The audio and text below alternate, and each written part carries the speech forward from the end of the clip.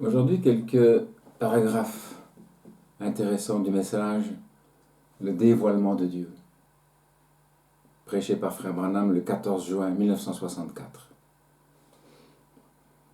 Et je suis tombé sur quelques paragraphes qu'on a certainement lus et entendus beaucoup de fois, mais qui me parlent spécialement aujourd'hui. Alors il dit ceci, au paragraphe 322.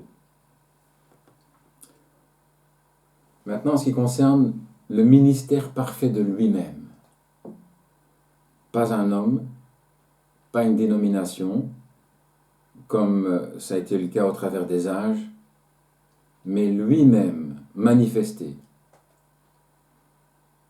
Il se manifeste lui-même envers la promesse, rendant Saint Luc 17, 28, Malachie 4, et etc., Hébreux 13, 8, juste exactement correct. À ce moment-là, dit le prophète, quel temps cela devrait-il être? Lorsque la semence royale d'Abraham cherche la promesse du Fils promis. Cherche le Fils promis. Et tous les types doivent être accomplis. Et Dieu lui-même est apparu sous la forme d'un être humain à la semence naturelle d'Abraham, avant la destruction. Et Jésus a dit qu'il en serait de même envers cette semence royale avant que le Fils promis revienne. Alors il fait le parallèle ici avec les pots de blaireau qui cachaient la gloire de Dieu dans l'Ancien Testament, dans le tabernacle. Et il dit, remarquez le vieux voile qui cachait la gloire, les vieilles peaux de blaireau. Il n'y avait aucune beauté qu'on puisse désirer, et ce n'était pas le cas non plus de sa chair. C'est la raison pour laquelle les gens disaient, un petit gars comme ça, aux épaules voûtées, il avait probablement 30 ans, gris, sa barbe grisonnante, il n'avait vraiment pas de quoi attirer le regard. La Bible dit, il n'avait aucune beauté que nous puissions désirer. Il ne ressemblait pas à un roi. Voyez-vous, la vieille peau de blaireau.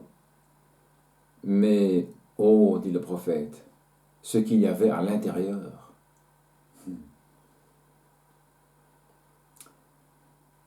Et un petit tas de 5 comédiens assis ensemble, là, dans un bâtiment chaud comme celui-ci. Il n'avait pas une grande beauté qui puisse être désirée, mais, oh, ce qu'il y a à l'intérieur. Je suis sûr, dit le prophète, que c'est voilé, c'est caché à de nombreux cœurs. Voyez-vous? Extérieurement, ce n'était rien. Mais tout était à l'intérieur. Et lorsqu'à l'intérieur de cela, alors vous pouviez le voir. Comment y entrez-vous? En donnant la main, en se joignant à une église? Non, en y étant né, en mourant, en se débarrassant de votre vieille peau de blaireau, votre vieux moi, pour en recevoir à nouveau. Voyez-vous, abandonner la vieille peau de blaireau. Et il continue en disant, la lumière de la Shekinah, et puis une petite hésitation, et il dit, écoutez, vous les ministres, je veux que vous écoutiez ceci. Lorsque, une fois à l'intérieur, il hésite encore un petit peu, et puis il dit, je vais rendre cette chose vraiment facile, ainsi pour être sûr que vous le compreniez, que vous le receviez. Lorsqu'une fois à l'intérieur du voile, sous la gloire de la Shekinah, la lumière de la Shekinah la lumière de la Shekinah ne prend pas la parole de Dieu pour révéler Jésus comme étant un diseur de bonne aventure. Non, comme les dénominations le font aujourd'hui, de la télépathie mentale, saint comédien, Belzébul. La gloire de la Shekinah ne le révèle pas ainsi. Mais c'est ici que ça devient intéressant. Le prophète dit, mais la gloire de la Shekinah fait mûrir la semence qui est promise pour cette heure-là.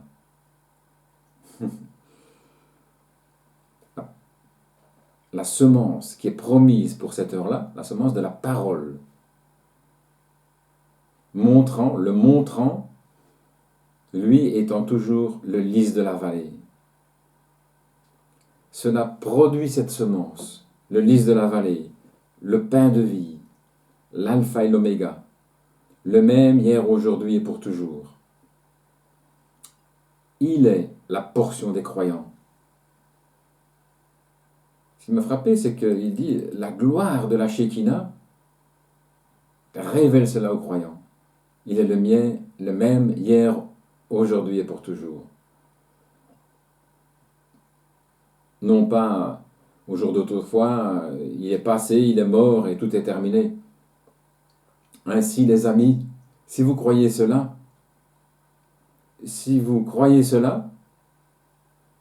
vous n'arriverez jamais à la gloire de la Shekinah. Croire qu'il est mort, c'est fini, terminé. Comment la gloire de la Shekinah pourrait-elle jamais le révéler en 3 personnes? Comment la gloire de la Shekinah pourrait-elle jamais le révéler comme baptisé au nom du Père, Fils et Saint-Esprit, alors que jamais une seule personne n'a été baptisée dans la Bible de cette manière? Comment la gloire de la Shekinah pourrait le limiter à être un apôtre, alors qu'il est le même hier, aujourd'hui et pour toujours? La gloire de la Shekinah le manifeste. Elle produit la parole de la promesse directement pour vous. C'est la raison pour laquelle il a dû voiler le visage de Moïse, parce qu'en lui était la parole. Il a voilé Jésus comme un humble petit homme pour les empêcher de voir Jéhovah, Yahweh. Et il se voile lui-même aujourd'hui dans des vases terrestres, des vases de terre, avec la Shekinah. De l'extérieur, il ressemble à un tas de saints comédiens, des vieilles peaux de blaireau, mais l'intérieur cache la gloire de la Shekinah. C'est ici que ça m'a frappé. La gloire de la Shekinah. Et elle fait mûrir les pains de proposition, dont nous nous régalons. Et les gens conduisent à travers le pays des centaines de kilomètres. C'est la nourriture des croyants. Ce n'est que pour un croyant. Souvenez-vous, les pains de proposition, c'était uniquement pour les croyants. Seulement. Voyez-vous? La semence, les pains de proposition. Maintenant, qu'est-ce qu'elle fait? Cette gloire de la Shekinah, là, au-dessus des pains de proposition, la gloire de la Shekinah, l'empêchait de gâter, de moisir. Souvenez-vous, la manne qui descendait du ciel, elle était gardée dans la gloire de la Shekinah d'une génération à l'autre. À l'extérieur, elle pouvait attraper des vers en une seule nuit et être contaminée. Est-ce correct? Dit le prophète. Et l'assemblée dit Amen. En dehors de la gloire de la Shekinah, les gens disent les jours des miracles sont passés. C'est du fanatisme. Mais à l'intérieur, Regardez, dit-il, ils ont des semences de fleurs de tournesol. Ils ont trouvé ça dans un grenier en Égypte. Ils ont retrouvé ça du temps de Joseph, il y a pratiquement 4000 ans. Joseph avait placé ça dans les greniers. Et ils ont planté les semences, et les semences ont germé. Pourquoi? Elles avaient la vie. Qu'est-ce que la gloire de la Shekinah aujourd'hui? La gloire de la Shekinah aujourd'hui, c'est de traverser le voile. De voir qui Dieu est, qui se tient devant vous. Qui Dieu est, qui se trouve ici devant nous. La colonne de feu. Il est voilé dans la chair humaine. Et on en a encore eu l'expérience aujourd'hui. Dieu, la colonne de feu, voilée dans la chair humaine, qui nous a parlé, qui nous a donné sa parole. Alléluia. Il est voilé dans la chair humaine. Mais que fait la Shekinah? Qu'a-t-elle fait? Et de nouveau, la semence, les pains de proposition. Il y a quelque chose de glorieux au sujet des pains de proposition.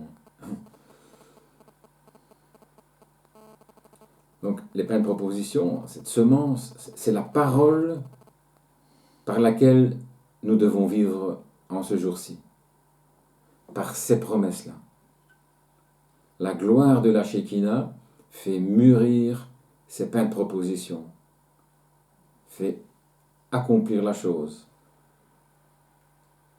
Elle, la gloire de la Shekinah, elle en fait le pain pour les croyants, qui se trouve dans les pages de la Bible. Ça se trouvait là, année après année. La parole pour cet âge-ci. Pour les dénominations, it's a stumbling block, c'est une pierre d'achoppement. Pour les dénominations, ils s'achoppent là-dessus. Au travers des années, Luther, Wesley, Martin Luther, Sankey, Finney, John Smith, Knox, tous se sont achoppés à cela. Mais que doit-elle faire dans les derniers jours? Que doit-elle révéler, produire? Que doit faire Malachie 4? Ramener les gens, les ramener de ces pierres d'achoppement, briser les traditions, pour révéler le pain avec la gloire de la Shekinah. Regardez-la mûrir et produire exactement ce qu'elle a dit ce que ce serait. Ce qu'elle a dit, ce qu'elle serait. Oh là là!